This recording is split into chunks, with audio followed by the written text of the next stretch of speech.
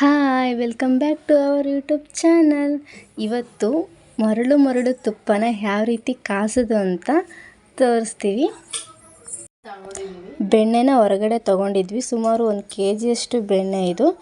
ಇದನ್ನು ನೀರಲ್ಲಿ 1-2-3 ಸರಿ ನೀಟಾಗಿ ತೊಳ್ಕೊಳ್ಬೇಕು. ಅಮ್ಮ ತೊಳ್ಕೊತಾ ಇದ್ದಾರೆ ಎಲ್ಲ ಬೆಣ್ಣೆನ. ನೋಡಿ, ಬೆಣ್ಣೆ ಇದು 1 kg ಅಷ್ಟು ಬೆಣ್ಣೆ ತೊಗೊಂಡಿದ್ದೀವಿ. ತುಪ್ಪ ಕಾಯಿಸೋಕ್ಕೆ ಬೇಕಾಗಿರುವ ಇಂಗ್ರೀಡಿಯೆಂಟ್ಸ್: 1/4 ಟೀ ಸ್ಪೂನಷ್ಟು ಮೆಂತ್ಯಕಾಳು, ಹಾಗೆ ವೀಳ್ಯದೆಲೆ. ಇವೆರಡು ಮೇನ್ ಇಂಪಾರ್ಟೆಂಟ್ ಆಗುತ್ತೆ. ನೆಕ್ಸ್ಟು ನಮ್ಮ ಮನೇಲಿ ನಾವು ಬೆಳ್ಳುಳ್ಳಿ ಹಾಕ್ತೀವಿ. ಕೊಬ್ಬಿದ್ರೆ ಅದು ಕರಗುತ್ತೆ, ಕರಗಿಸ್ಲಿ ಅಂತ, ಸೊ ಅದನ್ನು ಯೂಸ್ ಮಾಡ್ತೀವಿ. ವೀಳ್ಯದೆಲೆ ಹಾಗೆ ಏಲಕ್ಕಿ ಹಾಕ್ತಾಯಿದ್ದೀನಿ. ಸಕ್ಕರೆ ಹಾಗೆ ಉಪ್ಪು, ಹರಳುಪ್ಪು. ಸೊ ಈ ಹರಳುಪ್ಪು ಹಾಕಿ ಕಾಯಿಸೋದ್ರಿಂದ ತುಪ್ಪ ಮರಳಾಗಿ ಬರುತ್ತೆ. ಅದು ಹೇಗೆ ಬರುತ್ತೆ ಅಂತ ನಾನು ತೋರಿಸ್ತೀನಿ. ವಿಡಿಯೋನ ಪೂರ್ತಿಯಾಗಿ ನೋಡಿ. ಇವಾಗ ಬೆಣ್ಣೆನ ಕಾಯ್ಸೋಕೆ ಇಕ್ಕಿದ್ದೀವಿ. ಅದು ಕುದಿ ಬರೋವರೆಗೂ ನೀಟಾಗಿ ಕಾಯಬೇಕು. ಇವಾಗ ಮೆಂತ್ಯ ಕಾಳನ್ನ ಪುಡಿ ಮಾಡಿ ಇಟ್ಕೊಂಡಿದ್ದೀವಿ.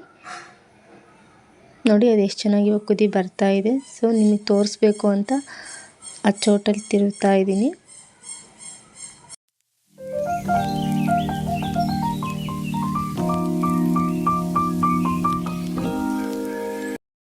ಇವಾಗ ಮೆಂತ್ಯ ಕಾಳನ್ನ ಪುಡಿ ಮಾಡಿ ಇಟ್ಕೊಂಡಿದ್ವಲ್ಲ, ಅದನ್ನು ಹಾಕ್ತಾಯಿದ್ದೀವಿ.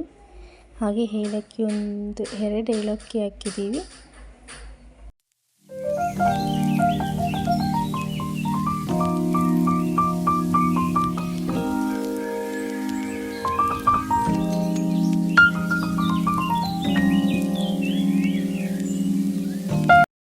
ಅಮ್ಮ ಇಲ್ಲಿ ಲವಂಗ ಹಾಕ್ತಾ ಇದ್ದಾರೆ. 3 ಲವಂಗ ಹಾಕ್ತಾಯಿದ್ದೀವಿ. 1 ಚಿಟಿಕೆಯಷ್ಟು ಅರಿಶಿನ ಹಾಕ್ತಾಯಿದ್ದೀವಿ. ಹಾಕಿ ನೀಟಾಗಿ ಚೌಟಿಂದ ತಿರುಗಿಸ್ಕೊಳ್ಬೇಕು.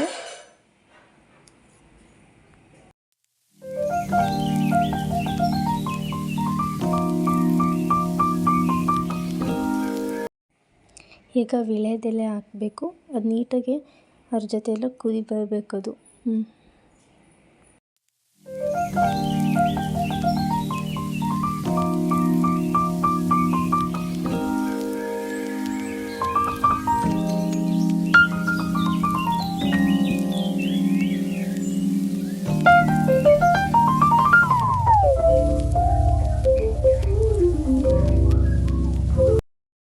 ಹದಿನೈದು ನಿಮಿಷ ನಾವು ಕಾಯಿಸಿದ್ದೀವಿ ಇವಾಗ ತುಪ್ಪನ.